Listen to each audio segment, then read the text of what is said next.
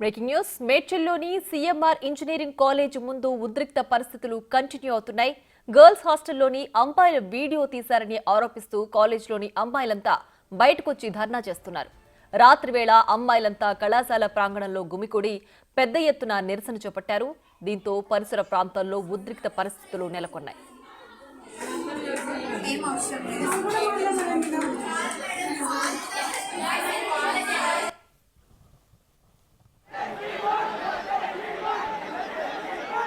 CMR IT girls హాస్టల్లోని బాత్రూంలో సిబ్బంది వీడియోలు తీశారని విద్యార్థులు ఆరోపిస్తున్నారు. కళాశాల గర్ల్స్ హాస్టల్ దగ్గర విద్యార్థి సంఘాల నాయకులు బైఠాయించి నిరసన తెలుపుతున్నారు. దీంతో సెక్యూరిటీ రూమ్ ధ్వంసం చేశారు విద్యార్థి సంఘం నేతలు. దాదాపు 500 మంది విద్యార్థులు ఆందోళనకు దిగారు.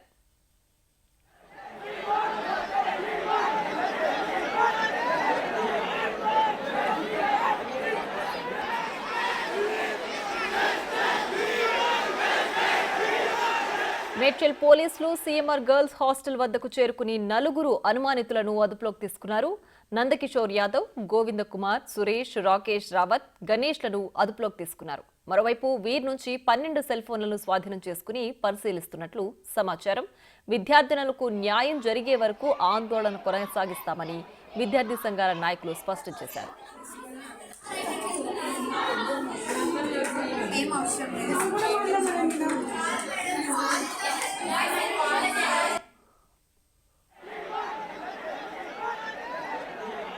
విషయం తెలుసుకున్న కళాశాలకు చెందిన యువకులు సైతం వారి హాస్టల్ వద్దకు చేరుకుని ధర్నాలో పాల్గొన్నారు. తమకు న్యాయం చేయాలంటూ విద్యార్థులు నినాదాలు చేస్తున్నారు.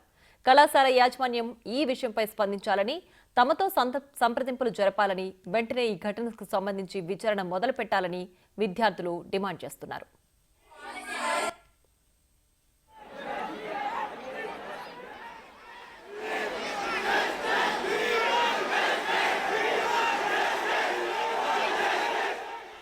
కాలేజ్ గర్ల్స్ హాస్టల్లో అమ్మాయిల వీడియోలు ఎవరు తీశారనే విషయంపై చర్చ నడుస్తోంది. కాగా హాస్టల్లో వంట చేసేందుకు వచ్చేవారు వీడియోలు తీసుంటారని కొంతమంది విద్యార్థులు అనుమానం వ్యక్తం చేస్తున్నారు. అనుమతి లేకుండా అసభ్యకరంగా వీడియోలు తీసిన వారిపై కఠిన చర్యలు తీసుకోవాలని, వెంటనే విచారణ జరిపించాలని, నిందితులను గుర్తించాలని విద్యార్థులు డిమాండ్ చేస్తున్నారు. విద్యార్థుల నిరసనలతో సీఎంఆర్ ఇంజనీరింగ్ కాలేజ్ ప్రాంగణంలో ఉద్రిక్త పరిస్థితులు నెలకొన్నాయి.